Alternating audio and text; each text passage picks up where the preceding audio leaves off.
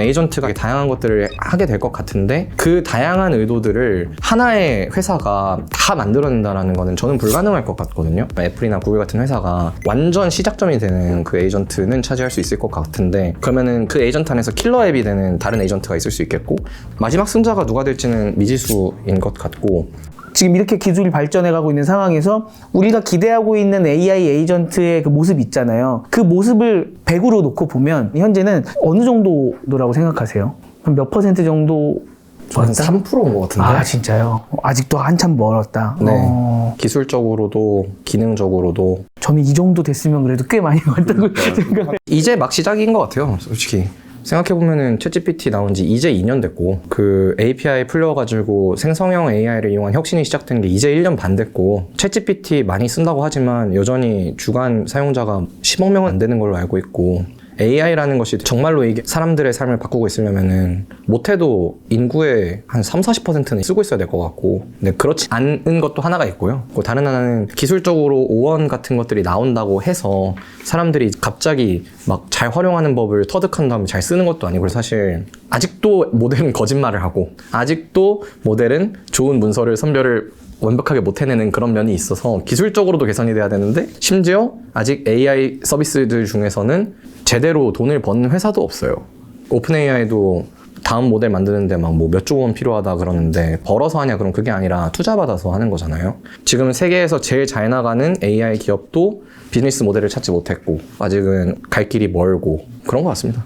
어떻게 보면은 고객이 에이전트에 대해서 갖는 기대치가 훨씬 더 커서 지금 3%밖에 안 왔다고 말씀하시는 걸 수도 있을 것 같은데 거기에서 중요한 시도가 고객의 맥락을 이해하는 거라고 생각을 하거든요. 같은 말도 살짝만 뉘앙스가 틀려져도 또 다른 말이 되잖아요. 그런 맥락 이해를 위해서 AI 시장들에서 노력하고 있는 바가 있을까요? 일단 엄청나게 중요한 어젠다라고 생각을 하고요. 가장 기본적인 노력은 예를 들어 챗GPT로 치면은 메모리라는 게 있어가지고 사람들이 과거에 물어봤던 맥락들을 기록을 좀 해놔서 이 사람 이름, 뭐 직업 토대로 이제 답을 해주게 발전하거든요. 그 외에도 좀 더 다른 폼팩터로 안경이 된다든지 하면 이 사람의 위치 정보라든지 시간 그리고 이 사람이 지금 보고 있는 것 같은 것들도 다 그 맥락 정보에 추가가 되면서 이제 개떡같이 물어봐도 찰떡같이 알려주는 이제 그런 레벨까지 이제 갈 거로 보이고 아직 근데 그런 다른 폼팩터에서 나오는 정보들을 잘 활용하는 케이스는 없는 것 같지만 이런 식으로는 되게 자연스럽게 가긴 갈 것 같다고 생각은 들고요. 이런 관점에서 항상 생각이 드는 부분이 있는데 음악 스트리밍 산업이거든요.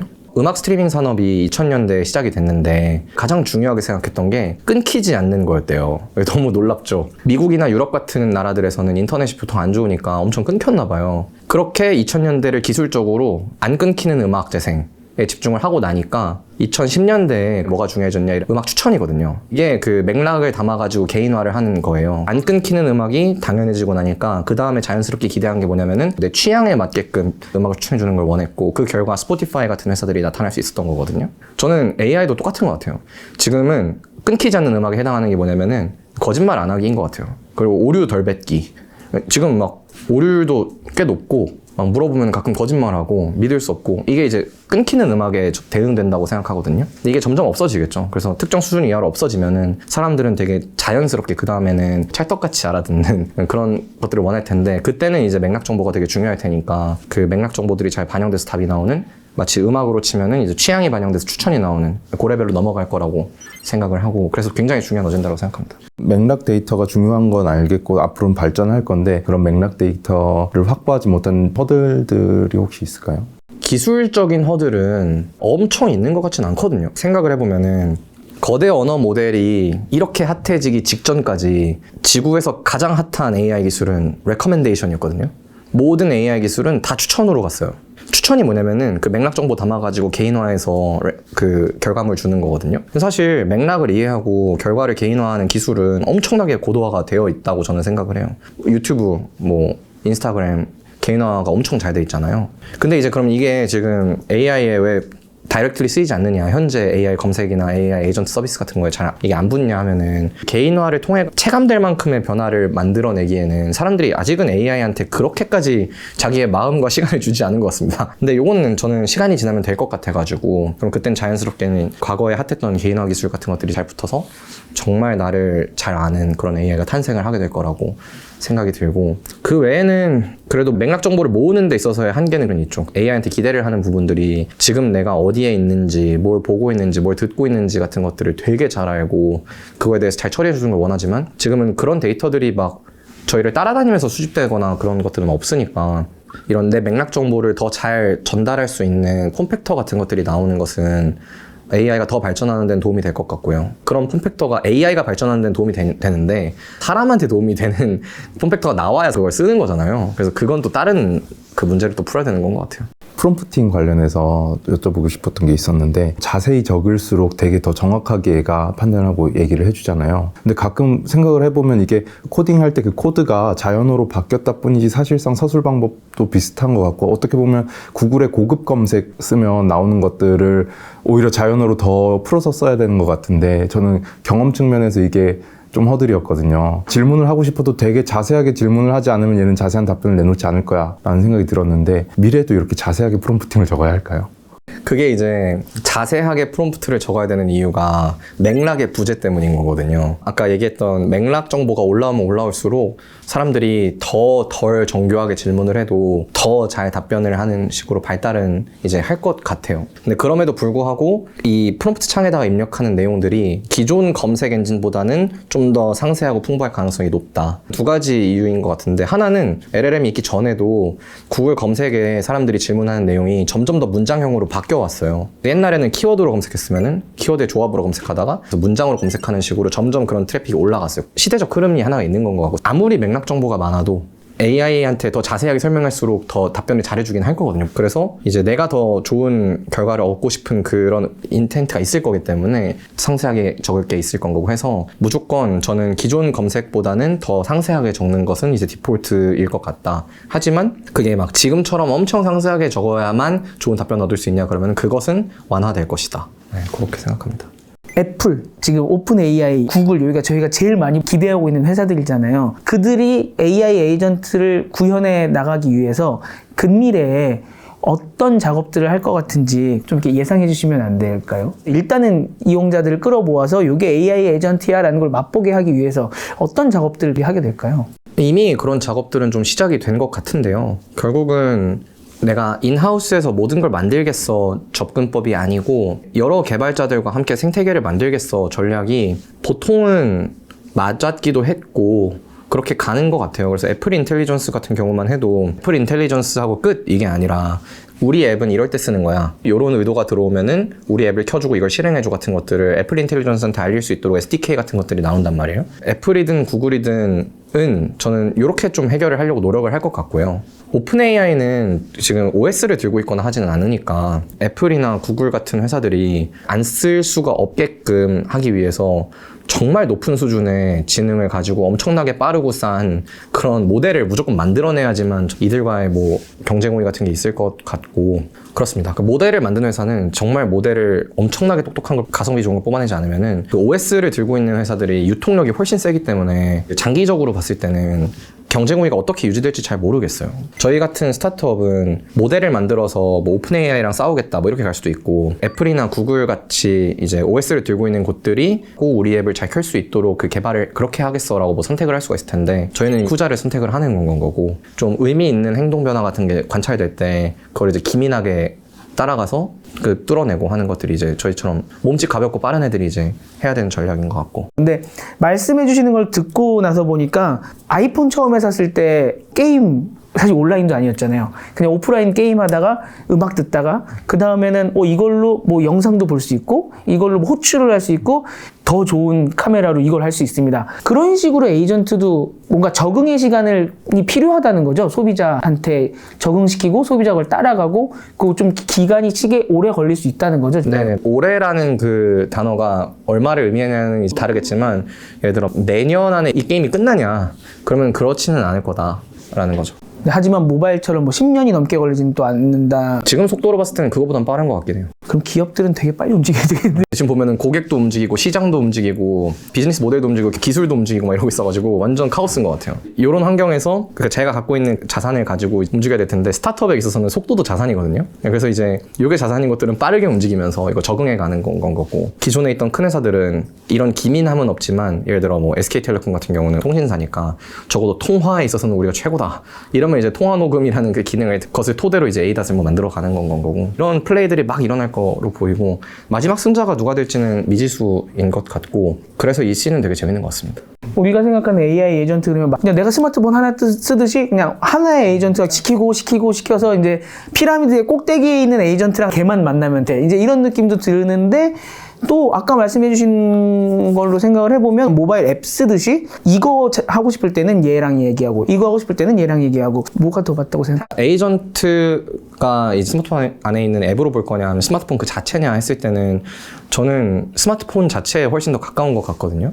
스마트폰으로 또 다양한 것들을 하잖아요. 이 안에 엄청나게 많은 기능들이 존재하는 건 거고, 그 앱의 수만큼의 역할이 있는 건 거고, 저는 에이전트가 이렇게 되게 다양한 것들을 하게 될 것 같은데 그 다양한 의도들을 하나의 회사가 다 만들어낸다는 거는 저는 불가능할 것 같거든요. 그래서 에이전트가 있고 그게 이제 관문 같은 게 될 건 거고, 그 관문이 이제 사람들을 연결해줘야 될 그 종착지들, 그것들은 이제 개별 회사들로서 존재를 할 것 같고, 그 중에서도 가장 중요한 태스크들은 역시 그 에이전트 회사가 가져갈 수도 있겠죠. 오피스도 마이크로소프트가 만들고 윈도우도 마이크로소프트가 만들듯이, 근데 모든 걸 다 만드냐 마이크로소프트가 하면 그건 아니잖아요. 그런 식으로 AI 에이전트가 되게 다양한 일들을 하게 될 텐데, 그 모든 것들을 에이전트를 만든 회사에서 만들 것은 아니고 다른 곳들과 협업을 해서 이걸 빌딩해 갈 것 같고, 저희는 이제 그런 미래를 베팅을 하는 건 거고, 심지어 그 에이전트도 하나일지도 모르겠어요. 마치 안드로이드가 있고 iOS가 있듯이 이것도 A가 있고 뭐 B가 있고 C가 있고 그럴 수도 있을 것 같아요. 그 앱들 간에도 연동이 또 되잖아요. 예를 들어 애플 건강 앱 들어가면은 만복에도 연동하고 체중계도 연동하고 여러 개 연동할 수 있는데, 에이전트 간에도 또 연동이 되는 부분들도 있을 것 같아요. 예를 들어 카카오톡은 원래 채팅 앱인데 쇼핑도 있고 기프티콘도 있고 안에 게임도 있고 이제 다양한 것들로 그 안에서 분할을 하잖아요. 그랬을 때 카카오톡은 운영체제냐 하면은 그렇지는 않은데 그 역할 자체는 어떻게 보면 또 OS 같은 역할을 또 하긴 한단 말이에요. 그래서 에이전트 기업들이 막 나온다고 했을 때 유통력이 큰 회사가 뭐 예를 들면 애플이나 구글 같은 회사가 이제 완전 시작점이 되는 그 에이전트는 차지할 수 있을 것 같은데, 그러면은 그 에이전트 안에서 킬러 앱이 되는 다른 에이전트가 있을 수 있겠고, 걔가 근데 또 OS 같은 역할을 할 수는 있겠죠. 그렇게 가지 않을까요? 크롤링을 하려고 하거나 AI 에이전트가 그 웹사이트를 대신 방문해서 하려고 하면 거기에도 에이전트가 문지기처럼 서 있어서 너는 우리 웹사이트 못 들어와, 이렇게 할 수도 있는 상황이 미래에 펼쳐질 것 같고, 사실 어느 정도는 지금도 펼쳐지고 있는 씬인 것 같은데, 고객은 이 정보가 필요하다고 해서 이쪽으로 들어가죠 했는데 거기에서 안 돼, 돈 얼마네, 뭐 이런 식으로 하는 시도들이 있다면은 어떻게 해결을 하시려고 하시나요? 예를 들어 그 문지기가 문지기 회사다 하면은 그 문지기 회사랑 얘기를 해서 우리 이상한 회사 아니에요 해야겠죠. 지금 인터넷계 문지기 회사는 그 클라우드플레어라고 볼 수 있을 것 같은데, 저희는 지금 클라우드플레어에 인증된 봇 중에 하나거든요. 근데 문지기 회사를 쓰지 않고 난 내 문지기를 쓰겠어 이렇게 하는 그것이 있다면은 그거는 이제 웹사이트가 우리에게 있어서 얼마나 중요한 곳인지를 판단을 하고 활용을 안 할지 건 바이 건으로 이제 해결을 해야 될 것 같습니다. 지금 미국에서는 이런 시도들이 일어나고 있는데, 사람들이 참고하고 싶은 양질의 정보가 있는 웹사이트들이 막혀있는 경우들이 있거든요. 막혀있는 웹사이트들을 대상으로 이제 여기 컨텐츠들을 페이 애즈 유고식으로 갖다 쓰는 것들을 비즈니스 하겠다라는 곳들이 지금 미국에서 나오고 있어요. 그러면은 저희 같은 회사들은 이런 회사를 써가지고 유료 컨텐츠들에 대해 가지고 돈을 내면서 액세스를 할 수 있게 되는 세상이 올 것도 같아요. 세계에서 제일 큰 VC들이 그런 회사들의 투자를 한두 개씩 이제 시작했습니다. 광고 산업이 이렇게 발전했거든요. 광고주가 있고 웹사이트들이 있을 때 옛날에는 직접 컨택해서 했지만 그 다음에 애드 네트워크가 중간에 생기면서 이 영업 대행을 다 했거든요. 마찬가지로 웹에 있는 컨텐츠들에 대해서 영업 대행을 하는 곳이 이제 나타날 수 있고 미국에서는 나타나기 시작했다. 그런 상황입니다. 에이전트는 다양한 데 붙을 수 있다는 지금 상상들을 하잖아요. AI 검색은 앞으로 어떤 폼팩터랑 어울릴 거라고 생각하세요? 정보를 찾는 곳이면 사실은 다 붙을 수는 있을 것 같아요. 상상을 해보면은 예를 들어 내가 레시피를 찾는 상황이다. 요리를 하는 주방에 있는 뭔가 가전이 있다면 그런 데 들어갈 수도 있을 것 같고, 베프 부르기뇽 하는 법 알려줘 했을 때 에드워드 리의 베프 부르기뇽 레시피를 읽어드리겠습니다. 뭐 이렇게 할 수도 있겠고, 선글라스에 AI 들어간 그런 것들도 있잖아요. 사람들을 따라다니는 기기가 있다면은 그게 이제 맥락 정보는 많이 수집을 할 수 있을 것 같고, 지금 라이너를 사용하는 분들은 일, 뭐 과제, 미팅 준비 막 이런 것들을 위해 고품질 정보를 얻으려고 쓰거든요. 그래서 만약에 이제 책상 위에 올라가 있는 뭔가가 있다면은 그때는 저희가 좀 도움을 많이 받을 수 있을 것 같아요. 전 마지막 질문인데 이걸 한번 꼭 여쭤보고 싶었어요. 대표님이 생각하시기에는 기술적 한계, 이것만큼은 몇 년 후에도 극복하기가 어려울 거다 하는 한계가 혹시 있을까요? 저는 기술적 한계는 없을 것 같은데요. 그 기술을 어떻게 받아들일 것이냐에 있어서 한계들이 만들어질 수는 있을 것 같아요. AI가 너무 그 캐퍼빌리티가 올라가서 사람이 할 일이 없어졌을 때 어떻게 할 거냐라든지 뭐 윤리라든지 답이 아직 사회적으로 나오지 않았을 때 정체를 일으킬 수는 있을 것 같지, 기술에 있어서는 한계가 느껴지진 않는 것 같아요. 근데 이게 에이전트라는 기술이 마냥 편한 거는 아니거든요. 내가 직접 그 사진을 보면서 고르고 싶을 수도 있고, 검색해가지고 쓰고 싶을 수도 있고, 가끔 가다가 그냥 귀찮아가지고 그냥 자연어로 그냥 물어봐가지고 얻고 싶을 수도 있고, 이런 것인 거지. 무조건 그냥 자연어로 물어보는 게 편하고 얘가 다 해주는 게 편하고 이런 상황이 항상 있는 건 아닌 것 같아가지고, 발견 사이드에서는 저는 그 에이전트가 모든 것들을 다 막 해주는 것이 큰 가치가 좀 없을 것 같다는 생각이고요. 근데 내가 의식적으로 뭘 찾고 싶은 게 있다. 예를 들어 막 검은색 맨투맨 이라고 했을 때 나한테 가장 잘 어울리는 검은색 맨투맨을 찾아줘 같은 것들은 의도는 되게 명확한데 제가 직접 하면 되게 귀찮잖아요. 이런 것들은 에이전트한테 이제 맡겨서 넘어갈 수 있을 것 같고요. 그 대신에 이제 내가 원하는 명확히 이제 말을 할 수 있는 이런 능력들이 되게 중요해지지 않을까요? 그 일단 되게 편해지는 건 맞는 것 같아요. 저희 라이너가 해주는 것도 비슷한데, 기존에는 사람들이 구글에서 검색을 하고 어떤 링크를 들어갈지 생각을 하고 들어간 다음에 읽다가 내가 원하는 부분이 있으면 잠깐 기억해놨다가 그 다음 링크 들어가고 읽다가 내가 원하는 부분이 있으면 잠깐 기억하고 마지막에 이것들 조합해가지고 내가 뭐 리포트를 쓰든 아니면 뭐 발표 자료를 만들든 이제 그렇게 했던 건데, 이제 원 스텝으로 딱 끝내버리는 게 이제 AI 검색이니까 손이 좀 쉬워지는 부분이 있거든요. 근데 그러면 이게 막 사람들을 바보 만드는 것 아닌가 또 이런 생각도 들 수도 있지만, 관점의 차이에 따라서 다르게도 접근을 할 수 있는 게, 우리가 잘 만들어야 될 거는 이 마지막 산출물이지 그 과정에 있어서 내가 링크를 잘 클릭했음, 그 글을 되게 잘 읽었음은 사실 중요하지 않잖아요. 근데 결과물을 만드는데 투입하는 시간이 100이라면은 그 앞에 탐색을 수행하는 과정은 막 500, 막 1000까지 될 거예요. 지금 역전이 되어 있는 거죠. 근데 이거를 재역전 시킬 수 있다. 정말 중요한 거에 시간을 더 쓰고 필요로 하는 것들을 찾는 데 있어서는 시간을 덜 쓰고, 그렇게 생각하면은 또 사람들이 더 똑똑하게 많은 것들을 만들어내는 데 기여할 수도 있겠죠. 김진우 대표님과 함께 AI 에이전트 그리고 AI 검색에 대해서 깊은 이야기 나눠봤고요. 그러면 또 자주 뵙겠습니다. 오늘 긴 시간 동안 너무 감사드립니다. 감사합니다. 감사합니다.